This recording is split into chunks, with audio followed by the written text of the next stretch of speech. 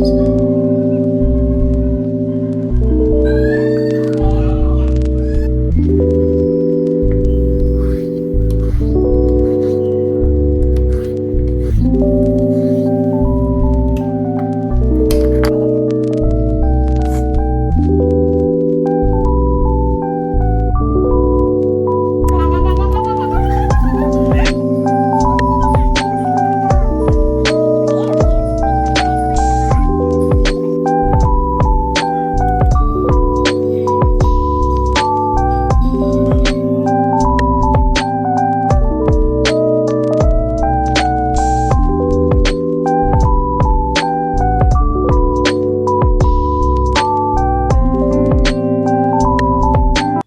All, ಎಲ್ಲರೂ ಹೇಗಿದ್ದೀರಾ? ನಾನು ಆರಾಮಾಗಿದ್ದೀನಿ. ಇವತ್ತಿಂದ ಒಂದು ಹೊಸ ಪ್ರಯತ್ನ, ಡೈಲಿ ವ್ಲಾಗ್ಸ್ನ ಶುರು ಮಾಡ್ತಾ ಇದ್ದೀನಿ.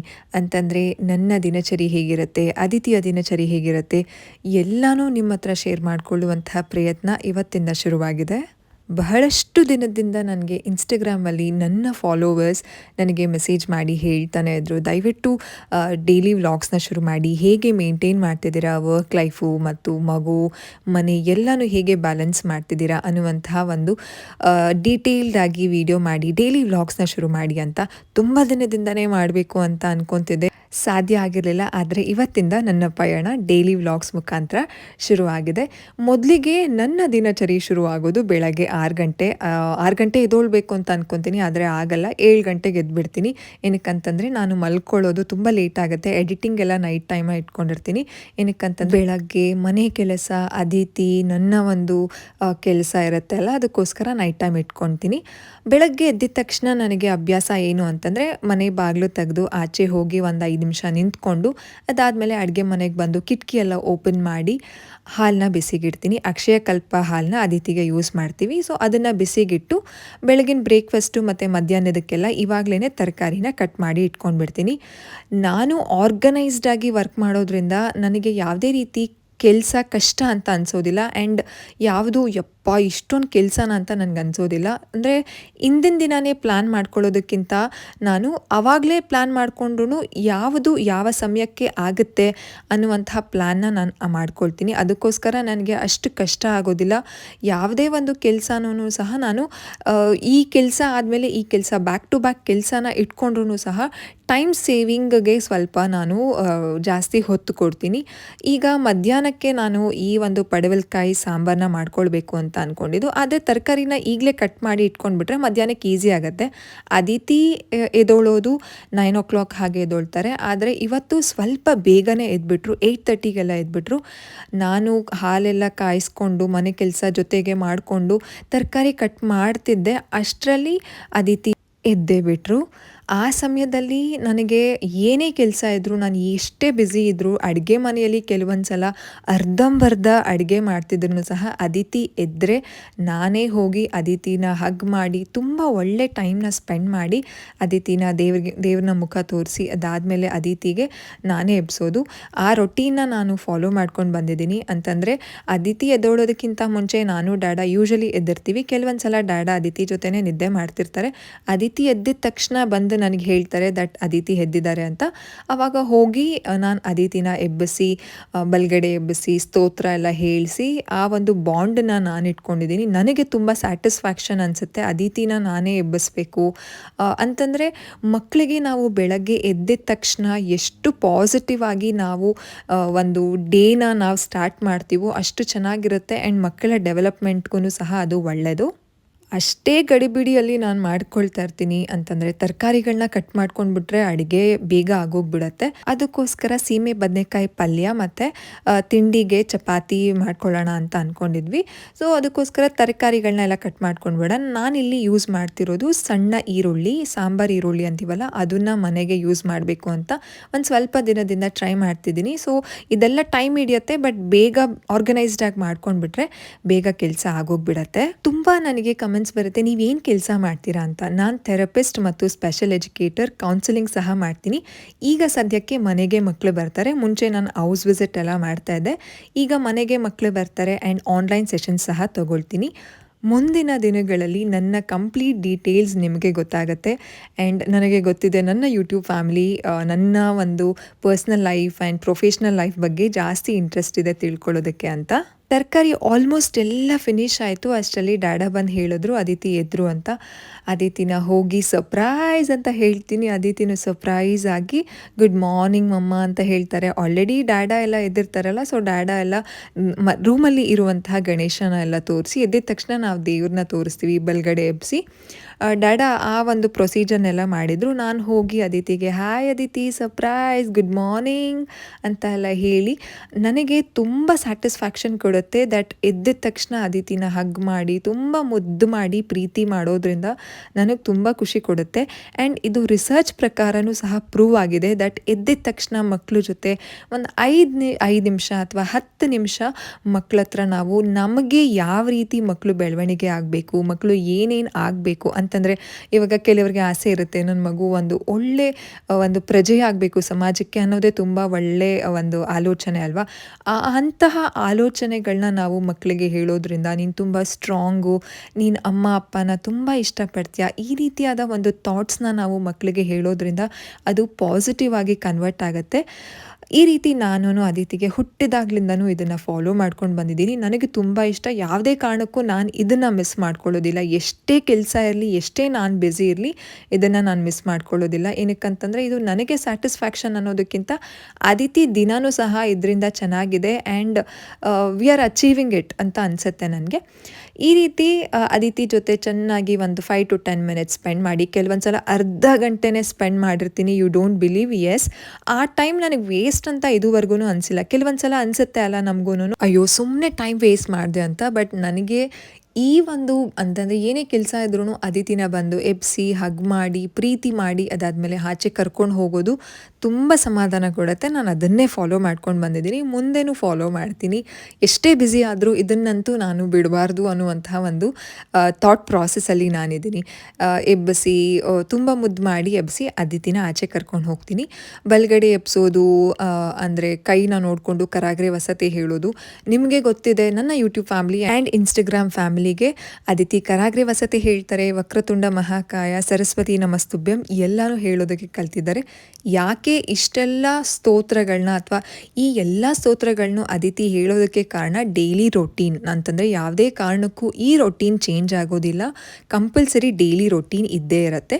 ಈ ರೀತಿ ಸ್ತೋತ್ರಗಳನ್ನೆಲ್ಲ ಹೇಳ್ಸಿ ದೇವ್ರ ಮುಂದೆ ಹೋಗಿ ಒಂದು ಬಿಗ್ ಪ್ರೇಯರ್ನ ಮಾಡಿಸ್ತೀನಿ. ಅಂತಂದರೆ ಅದಿತಿಗೆ ರೊಟೀನ್ ಸೆಟ್ ಆಗಿರೋದ್ರಿಂದ ಅವರೇ ಹೇಳ್ತಾರೆ, ಕಾಪಾಡು ಮಾಮಿ, ಒಳ್ಳೇದು ಮಾಡಿ, ವಿದ್ಯಾ ಬುದ್ಧಿ ಕೊಟ್ಟು ಕಾಪಾಡಿ ಅಂತ ತುಂಬ ಮುದ್ದಾಗಿ ಹೇಳ್ತಾರೆ. ಮುಂದಿನ ದಿನಗಳಲ್ಲಿ ಅದಿತಿ ಹೇಳೋದನ್ನೇ ನಾನು ವಿಡಿಯೋನ ಅಪ್ಲೋಡ್ ಮಾಡ್ತೀನಿ, ನೀವು ಚೆಕ್ ಮಾಡ್ಬೋದು. ಅದಾದಮೇಲೆ ಅದಿತಿನ ದೇವರೆಲ್ಲ ತೋರಿಸಿ ಅದಿತಿಗೆ ಎದ್ದಿದ ತಕ್ಷಣ ಹಾಲು ಕೊಡ್ತೀನಿ. ಅಂದರೆ it depends on the time. Aditi ಎಷ್ಟೊತ್ತಿಗೆ ಎದೊಳ್ತಾರೆ ಅನ್ನೋದ್ರ ಮೇಲೆ ಡಿಪೆಂಡ್ ಆಗುತ್ತೆ. ಕೆಲವೊಂದು ಸಲ ಲೇಟಾಗಿ ಎದ್ದಾಗ ಅಂತಂದರೆ ಬ್ರೆಸ್ಟ್ ಫೀಡಿಂಗ್ ಮಾಡಿಸಿ ನಾನು ಸ್ನಾನಕ್ಕೆ ಕರ್ಕೊಂಡು ಹೋಗ್ತೀನಿ. ಈಗ ಅದಿತಿ ಸ್ವಲ್ಪ ಬೇಗನೆ ಎದ್ರಲ್ಲ, ಸೊ ಅದಕ್ಕೋಸ್ಕರ ಹಾಲನ್ನು ಅಂತಂದರೆ ಆಲ್ರೆಡಿ ಹಾಲನ್ನ ಬಿಸಿಗೆ ಇಟ್ಟಿದ್ದೆ ಅಲ್ಲ, ಸೊ ಆ ಹಾಲನ್ನ ಲೋಟಕ್ಕೆ ಹಾಕ್ಕೊಂಡು ಅದಿತಿಗೆ ಒಂದು ಸಪ್ರೇಟ್ ಲೋಟ ಇದೆ, ಅದ್ರ ಮೇಲೆ ಫ್ಲವರ್ಸ್ ಇದೆ. ಅದಿತಿನೇ ಹೇಳ್ತಾರೆ ಫ್ಲವರ್ ಲೋಟ ನಂದು ಅಂತ. ಸೊ ಆ ಲೋಟಕ್ಕೆ ಹಾಲನ್ನ ಹಾಕ್ಕೊಂಡು ಸ್ವಲ್ಪ ಬಿಸಿ ಎಲ್ಲ ಆರಿದ್ಮೇಲೆ ಆಚೆ ಕರ್ಕೊಂಡು ಹೋಗ್ತೀನಿ. ನಮ್ಮನೆ ಮುಂದೆ ತುಂಬ ಚೆನ್ನಾಗಿದೆ ಗಿಡ ಮರ ಅಂತಂದರೆ ಒಂದು ದೊಡ್ಡ ಕಾಂಪೌಂಡ್ ಇದೆ. ಆ ಕಾಂಪೌಂಡ್ ಹತ್ರ ನವಿಲೆಲ್ಲ ಬರುತ್ತೆ, ತುಂಬ ಚೆನ್ನಾಗಿದೆ. ಪಕ್ಷಿಗಳ ಚಿಲಿಪಿಲಿ ಎಲ್ಲ ತುಂಬ ಚೆನ್ನಾಗಿ ಕೇಳಿಸುತ್ತೆ. ಅಲ್ಲಿ ಹೋಗಿ ಒಂದು 10 ನಿಮಿಷ ಹಾಗೆ ನಡ್ಕೊಂಡು ಆಟ ಆಡಿಕೊಂಡು ಇಬ್ಬರೂ ಟೈಮ್ ಸ್ಪೆಂಡ್ ಮಾಡಿಕೊಂಡು ತುಂಬ ಮಾತಾಡೋದನ್ನು ಕಲ್ತಿದ್ದಾರೆ, ಎಲ್ಲ ರೆಕಗ್ನೈಸ್ ಮಾಡ್ತಾರೆ. ಅದೇ ಒಂದು ಟೈಮ್ಗೆ ಒಂದು ಕ್ಯಾಟಿ ಸಹ ಬಂದಿತ್ತು, ಅಂತಂದರೆ 2 ಬೆಕ್ಕುಗಳು ಬಂದಿತ್ತು. ಅದಿತಿ ಕ್ಯಾಟಿ ಮಿಯಾವ್ ಮಿಯಾವ್ ಅಂತೆಲ್ಲ ಹೇಳ್ತಾಯಿದ್ರು. ಈ ರೀತಿ ಚೆನ್ನಾಗಿ ವಾಕ್ ಮಾಡಿಕೊಂಡು ಅಂತಂದರೆ ಮಕ್ಕಳ ಜೊತೆ ನಾವು ಎಷ್ಟು ಟೈಮ್ ಸ್ಪೆಂಡ್ ಮಾಡ್ತೀವಿ ಅನ್ನುವಂತಹ ಒಂದು ಅಂದರೆ ಆ ರೀತಿ ಟೈಮ್ ಸ್ಪೆಂಡ್ ಮಾಡೋದ್ರಿಂದ ಮಕ್ಕಳ ಡೆವಲಪ್ಮೆಂಟ್ಗೆ ತುಂಬ ಒಳ್ಳೆಯದು. ನಾನು ಇದೇ ರೀತಿ ಟೈಮ್ ಸ್ಪೆಂಡ್ ಮಾಡಿ ಅದಾದಮೇಲೆ ಒಳಗಡೆ ಬರೋದು. ಅದಿತಿಗೆ ಡೈಲಿ ರೊಟೀನ್ ಸೆಟ್ ಆಗಿರೋದ್ರಿಂದ ಅವ್ರಿಗೆ ಎಲ್ಲ ಗೊತ್ತಾಗ್ಬಿಟ್ಟಿದೆ. ಇಲ್ಲಿ ಸ್ವಲ್ಪ ಹೊತ್ತು ಇರ್ತೀನಿ, ಅಲ್ಲಿ ಸ್ವಲ್ಪ ಹೊತ್ತು ಇರ್ತೀನಿ, ಅಂದರೆ ಬೆಳಗ್ಗೆ ಹೊತ್ತು ಹೀಗೇ ನನ್ನ ದಿನ ಶುರು ಆಗೋದು ಅಂತ ಅದಿತಿಗೆ ಗೊತ್ತಿದೆ. 2 ಕ್ಯಾಟೀಸು ಅಂದರೆ ಅದಿತಿಗೆ ಹಾಯ್ ಹೇಳಕ್ಕೆ ಬಂದಿದೆ ಅಂತ ನಾನು ಹೇಳಿದ್ದೆ ಅದಿತಿಗೆ. ಗುಡ್ ಮಾರ್ನಿಂಗ್ ಅದಿತಿ ಅಂತ ಹೇಳಕ್ಕೆ ಬಂದಿದೆ ಕ್ಯಾಟಿ ಅಂತ. ಅವರು ಗುಡ್ ಮಾರ್ನಿಂಗ್ ಕ್ಯಾಟಿ ಅಂತ ಹೇಳ್ತಾಯಿದ್ರು. ನನ್ನ ಕೆಲಸ ಏನು, ನಾನು ಏನು ಕೆಲಸ ಮಾಡ್ಕೊಂಡಿದ್ದೀನಿ ಅಂತ ತುಂಬ ಜನ ನನಗೆ ಡಿ ಎಮ್ ಮಾಡಿ ಕೇಳ್ತಿರ್ತೀರ. ನಾನು ಥೆರಪಿಸ್ಟ್ ಅಂತಂದರೆ ಸ್ಪೆಷಲ್ ಚಿಲ್ಡ್ರನ್ ಅಂತ ಇರ್ತಾರಲ್ಲ, ಅಂದರೆ ವಿಶೇಷ ಮಕ್ಕಳು ಅಂತಂದರೆ ದೇವ್ರು ಕೊಟ್ಟಿರೋ ಮಕ್ಕಳನ್ನೇ ಅವರು. ಡೆವಲಪ್ಮೆಂಟಲ್ ಡಿಲೇಸ್ ಮಕ್ಕಳು, ADHD, ಆಟಿಸಮ್ ಮಕ್ಕಳು ಮತ್ತು ಲರ್ನಿಂಗ್ ಡಿಸಬಿಲಿಟಿ ಮಕ್ಕಳು, ಇನ್ನೂ ಸಾಕಷ್ಟು ಬೇರೆ ರೀತಿಯಾದ ಮಕ್ಕಳಿಗೆ ನಾನು ಥೆರಪಿ ಕೊಡ್ತೀನಿ. ನನಗೆ ಈಗ ಸದ್ಯಕ್ಕೆ 4 ಜನ ಮಕ್ಕಳು ಮನೆಗೆ ಬರ್ತಾರೆ. ಆ ಎಲ್ಲ ಮಕ್ಕಳಿಗೂ ಥೆರಪಿ ಮಾಡ್ತೀನಿ. ಆ್ಯಂಡ್ ಆನ್ಲೈನಲ್ಲೂ ಸಹ ನಾನು ಸೆಷನ್ಸ್ನ ತೊಗೊಳ್ತೀನಿ. ಆ್ಯಂಡ್ ಪೇರೆಂಟ್ಸ್ಗೂ ಸಹ ಕೌನ್ಸಿಲಿಂಗ್ ಸಹ ಮಾಡ್ತೀನಿ. ನನ್ನ ಕೆಲಸ ಇದು. ಇದ್ರ ಜೊತೆಗೆ Aditi developmental milestone reach ಮಾಡ್ತಾ ಅವ್ರ ಜೊತೆ ಒಂದು ಒಳ್ಳೆ ಟೈಮ್ ನಾನು ಸ್ಪೆಂಡ್ ಮಾಡ್ತೀನಿ. ಕೆಲವೊಂದು ಸಲ ಅನಿಸುತ್ತೆ ಅದಿತಿಗೆ ನಾನು ಜಾಸ್ತಿ ಟೈಮ್ ಸ್ಪೆಂಡ್ ಆಗ್ತಿಲ್ಲ ಅಂತ. ಬಟ್ ಸ್ಟಿಲ್ ಬೇರೆ ಪೇರೆಂಟ್ ಅಂತಂದರೆ ಅಂತಹ ಮಕ್ಕಳ ಪೇರೆಂಟ್ ಮುಖದಲ್ಲಿ ಒಂದು ಏನೋ ಹೋಪ್ ಇದೆ, ನನ್ನ ಮಗು ಸರಿ ಹೋಗ್ತಿದೆ, ಸರಿ ಹೋಗುತ್ತೆ, ನನ್ನಿಂದ ಹೆಲ್ಪ್ ಆಗ್ತಿದೆ ಅನ್ನುವಂಥ ಒಂದು ಸ್ಯಾಟಿಸ್ಫ್ಯಾಕ್ಷನ್ ಅನಿಸುತ್ತಲ್ಲ, ಆವಾಗ okay, it's okay, that's fine ಅಂತ ಕೆಲವೊಂದು ಸಲ ನನಗೂ ಅನಿಸಿದೆ. ಅದಿತಿಗೆ ಹಾಲೆಲ್ಲ ಕುಡಿಸಿ ಅದಾದಮೇಲೆ ನೆಕ್ಸ್ಟು ಏನಂತಂದರೆ, ಆಲ್ರೆಡಿ ನಂದು ಕಿಚನಲ್ಲಿ ಕೆಲಸ ಆಗಿತ್ತು. ಅದಿತಿ ಆಟ ಆಡ್ತಿದ್ರಲ್ಲ, ಆವಾಗ ನಂದು ಆಲ್ಮೋಸ್ಟ್ ಎಲ್ಲ ಕೆಲಸ ಮಾಡ್ಕೊಂಡಿದ್ದೆ. ಚಪಾತಿ ಒಂದು ಹಾಕ್ಕೊಳ್ಬೇಕಿತ್ತು. ಸೊ ಅದಿತಿಗೆ ಸ್ನಾನ ಅಂತಂದರೆ ಹೀಗೆ ಅಂತ ಅಲ್ಲ, ಅದಿತಿ ಹುಟ್ಟಿದಾಗಿಂದ ಎದ್ದ ತಕ್ಷಣ ಸ್ನಾನ ಆಗಿಬಿಡಬೇಕು ಅನ್ನುವಂಥ ಒಂದು ಪದ್ಧತಿನ ನಾವು ಮಾಡ್ಕೊಂಬಂದಿರೋದು. ಸೊ ಹಾಲು ಕುಡಿಸಿದ ತಕ್ಷಣ ಸ್ನಾನಕ್ಕೆ ಕರ್ಕೊಂಡು ಹೋಗ್ತೀನಿ. ಎವ್ರಿ ಡೇ ಅದಿತಿಗೆ ಡೈಲಿ ಆಯಿಲ್ ಮಸಾಜ್ ಮಾಡೇ ಮಾಡ್ತೀನಿ. ಸೊ ತಲೆಗೆಲ್ಲ ಎಣ್ಣೆ ರಾತ್ರಿ ಹಾಕಬೇಕಿತ್ತು, ಹೇಗೋ ಮಿಸ್ ಮಾಡ್ಕೊಂಡ್ಬಿಟ್ಟೆ. ಸೊ ಅದಕ್ಕೋಸ್ಕರ ಇವಾಗ ತಲೆಗೆಲ್ಲ ಆಯಿಲ್ ಮಸಾಜ್ ಮಾಡಿ, ಮುಖಕ್ಕೆಲ್ಲ ಮಸಾಜ್ ಮಾಡಿ ಟಾಯ್ಲೆಟಿಗೆ ಕರ್ಕೊಂಡು ಹೋಗಿ ಅದಿತಿಗೆ ಬಾಡಿ ಆಯಿಲ್ ಮಸಾಜ್ ಮಾಡ್ತೀನಿ. ಆಯಿಲ್ ಮಸಾಜ್ ವೀಡಿಯೋಸು ಮತ್ತು ಡೀಟೇಲ್ಸು ಮತ್ತು ಅದಿತಿಗೆ ಡೈಲಿ ಕಡಲೆ ಹಿಟ್ಟು ಹಾಕ್ತೀನಿ, ಅದೆಲ್ಲ ಡೀಟೇಲ್ಸು ಮುಂದಿನ ಬರುವಂತಹ ಡೈಲಿ ವ್ಲಾಗ್ಸಲ್ಲಿ ನಾನು ಅಪ್ಲೋಡ್ ಮಾಡ್ತೀನಿ. ಎಣ್ಣೆ ಮಸಾಜ್ ಎಲ್ಲ ಆಯಿತು ಅಂತಂದರೆ ತಲೆಗೆ ಮುಖಕ್ಕೆಲ್ಲ ಮಸಾಜ್ ಮಾಡಿ ಆಯಿಲ್ ಮಸಾಜ್.